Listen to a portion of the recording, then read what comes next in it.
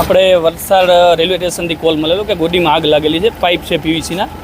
પછી ત્યારે આપણે 2 ફાયર ફાઇટર મોકલેલા હતા. પછી ત્યારે એમાં આગ કંટ્રોલ ન લાગતા ત્રીજું ફાયર ફાઇટર આવીને આપણે 10 થી 15 મિનિટમાં આગને સંપૂર્ણ રીતે કાબू મેળવેલ છે.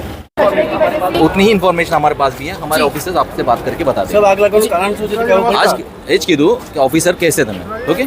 ઘટનાની જાણ અમને થતાં અમે ફાયર ઓફિસર અમારા હરદીપભાઈને તાત્કાલિક ફોન કર્યો ને લગભગ એટલી મોટી આગ હતી પણ ફાયરની ટીમને ધન્યવાદ છે કે માત્ર 15 મિનિટમાં તમામ અમારા બ્રાઉઝરો આવીને આગને કંટ્રોલમાં કરી લીધી. અંદાજે 15 મિનિટ પહેલાં જે એક સમાચાર મળેલા હતા કે આટલે જે રેલવેના કમ્પાઉન્ડમાં જે આગ લાગેલી છે અને અહીંયા પછી અમે જે આ સમાચાર મળ્યા કે તરત જ અમે ફાયર ફાઇટર અને બાજુમાં જે જીપીસીબીની લાઇન પણ હતી તો પછી એમને પણ અમે ઇન્ફોર્મ કરેલા હતા અને બંને ટીમ ટાઈમ પર પહોંચી ગયેલી છે અને પછી આટલે જે અત્યારે આગ ટોટલી કાબૂમાં આવી ગયેલી છે.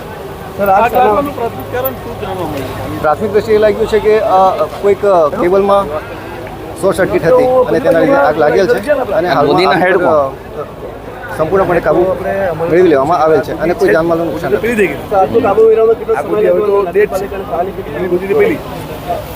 ફાયરની 5 ટીમો આવેલી હતી, જીપીસીબીની 2 ટીમો હતી અને જે આગ પર કાબુ લેવામાં જે સમગ્ર મામલે રેલવે દ્વારા શું માહિતી હોય? અમે તપાસ કરી રહ્યા છીએ. 15 મિનિટ પહેલાં જ આગ લાગેલી હતી. ટાઈમ પર જે ફાયર ફાઇટર છે જીપીસીબીની ટીમ આવી પણ ગયેલી છે, આગ પર કાબુ મેળવી પણ લીધો છે અને ફક્ત 15 મિનિટ થઈ છે. તો આગળની જે ડિટેલ માટે અમે સંપર્ક કરીએ છીએ રેગ્યુલર.